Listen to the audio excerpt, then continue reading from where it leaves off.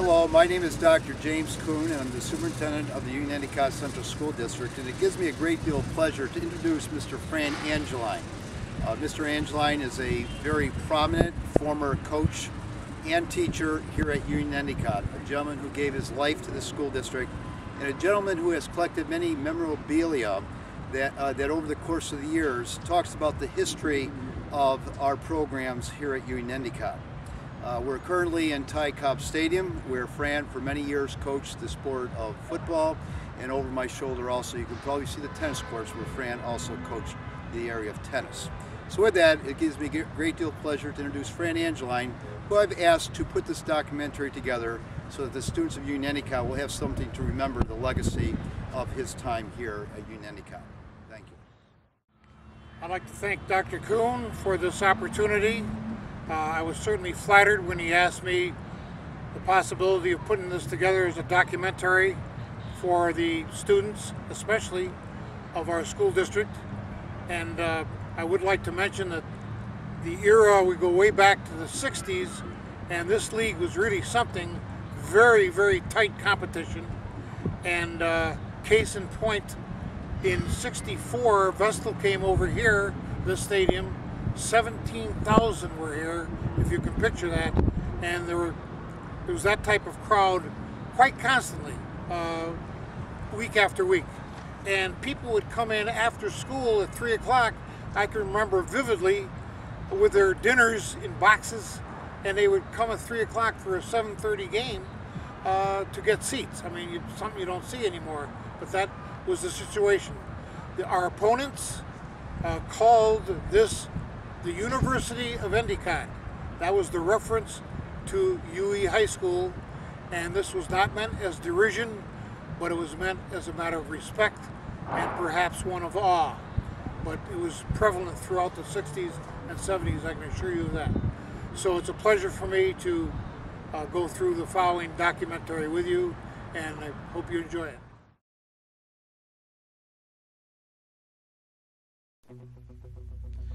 The old STC, Southern Tier Conference, formed in 1947, was an extremely competitive 8-team league. Any team on any given day was capable of beating any other team, and often did. From 1960 through 1992, most of the UE football teams were either champions or runners-up. UE won its first championship in 1964. Superintendent Richard McLean called an impromptu pep rally on the following Monday morning and passed out miniature footballs to the entire student body. The 79 team and the 1989 team were really something. They both ranked number 1 in New York State and ranked in the top 20 nationally. To this day, many knowledgeable fans think the 79 team might be the best ever around these parts.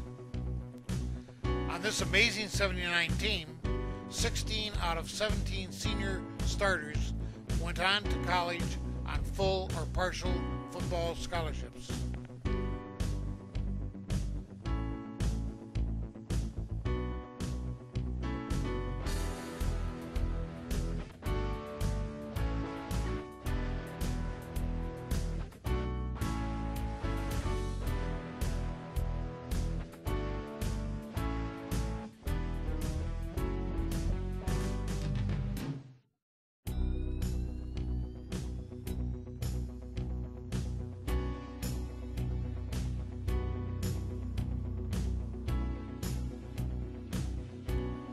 So many pleasant memories from a wide variety of sources, beginning with Colgate University's Coach Hal Lair and his captain, yours truly, in 1955.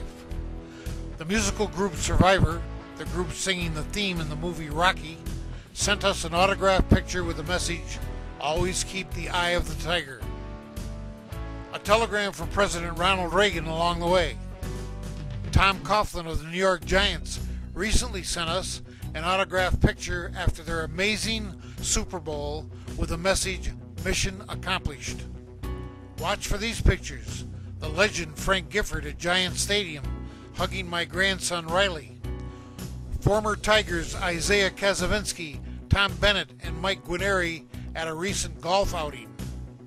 Fast Eddie Coban and Steve Valeni, Baby Huey, just beaming in their new home, Syracuse's Carrier Dome, enjoying an upset over Nebraska.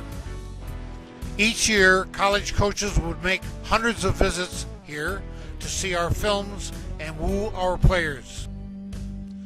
We are especially proud of the fact that almost 85% of our football players went on to college, many of them on partial or full scholarship. UE was the first to stage a press conference in this area in 1985. Holding a press conference is commonplace now for both male and female blue chip athletes in all area schools. I also had the pleasure of coaching some fine tennis teams. The 81 team, easily our best ever, is pictured here. UE tennis enthusiasts were proud when I was named Tennis Coach of the Year in Region 1, the Northeast.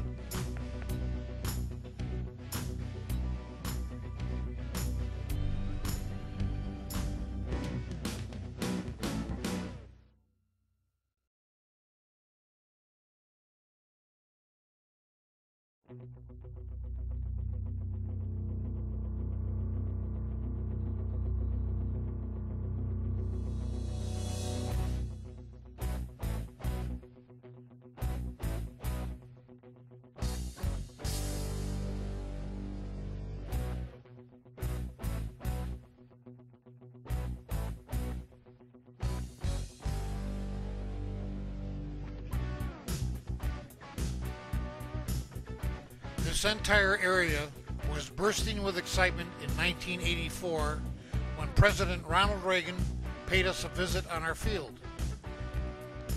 A huge throng of 25,000, including the UE football team in uniform as guests, greeted him. A picture with lots of team members up front appeared in Time magazine. Secret Service agents were present all week long. We presented the president with a UE jersey printed with the number 1 and the Gipper after the character he portrayed in the classic movie Newt Rockney of Notre Dame. He obviously treasured this unique gift since several official pictures were taken with the president showing off the jersey. Upon his death, one of these pictures appeared on the cover of a special commemorative issue with worldwide circulation. You can see this on display in the trophy case in our UE administration building.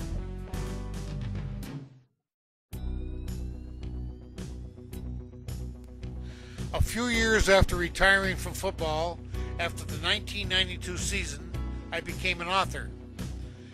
Many became curious about what prompted me to do this. That answer is easy. I had 36 years of these memories you've been looking at to draw upon.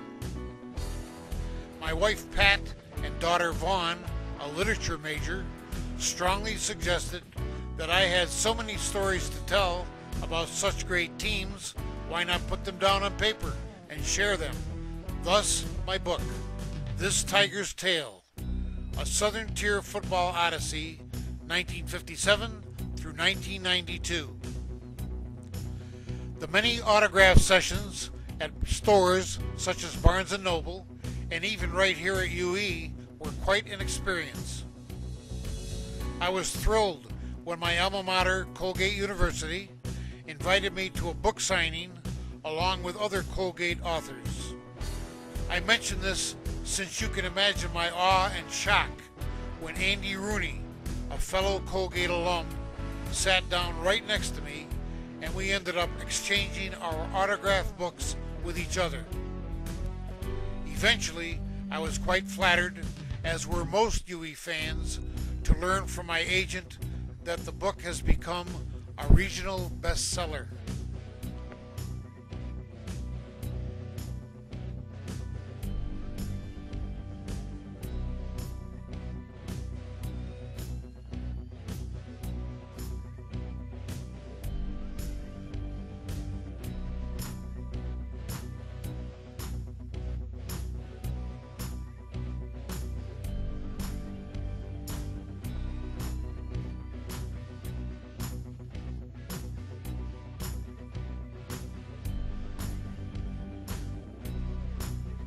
The Angelines spanned 3 generations of UE football.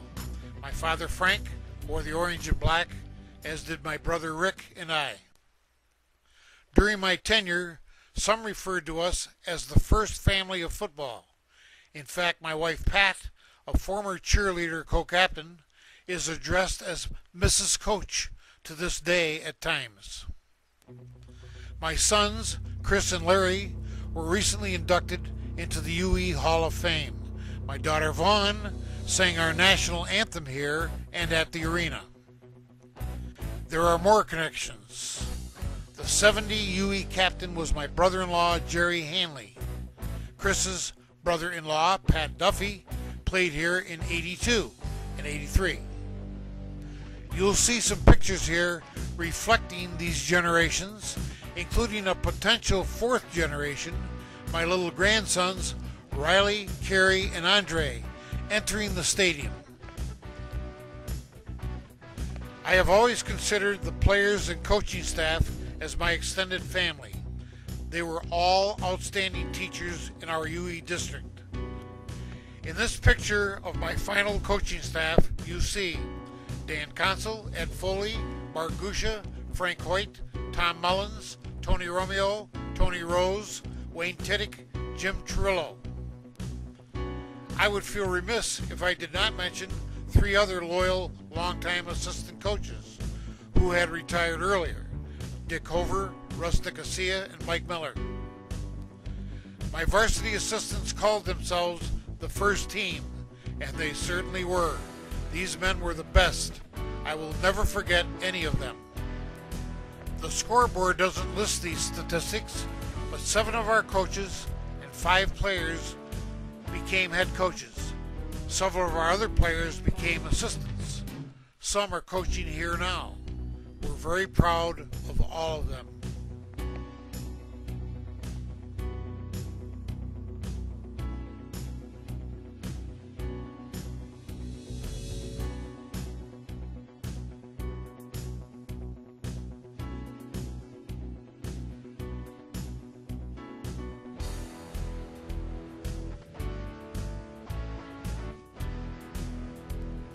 The late Johnny Hart, world-famous cartoonist and big Tiger fan, sent several originals our way. This is one that was sent upon my retirement. I view all the honors, plaques, and awards as a reflection of some great student athletes, parents, a very dedicated coaching staff, faculty, administration, Board of Education, and community. Our village of Endicott, town of Union, Broome County, and even the legislators in Albany held proclamations of Fran Angeline days. To me, they will always be UE football days. I was quite taken with a silver anniversary banquet in 1984. I was also certainly appreciative of a testimonial banquet held upon my retirement after the 1992 season. So many came from all over the area, and some traveled quite a great distance to attend this banquet. We learned that it was a sellout and that some had to be turned away at the door. Superintendent Richard McLean and Jerry Skonecki did a great job as chairman and MC at these. I am often asked, out of all these individual honors, which ones do you treasure the most? I suppose the teams and my family would say that the highest honors were when I was twice named the New York State Coach of the Year, and once when the High School Football Coaches of America named me their National Coach of the Year. My last football team will always be special to me. The media called it Fran's Last Stand. It should be obvious that I am bursting with pride when I call UE the greatest public high school, or certainly one of the greatest in the nation. I wouldn't trade this journey or these memories with anyone. I've enjoyed every minute of it.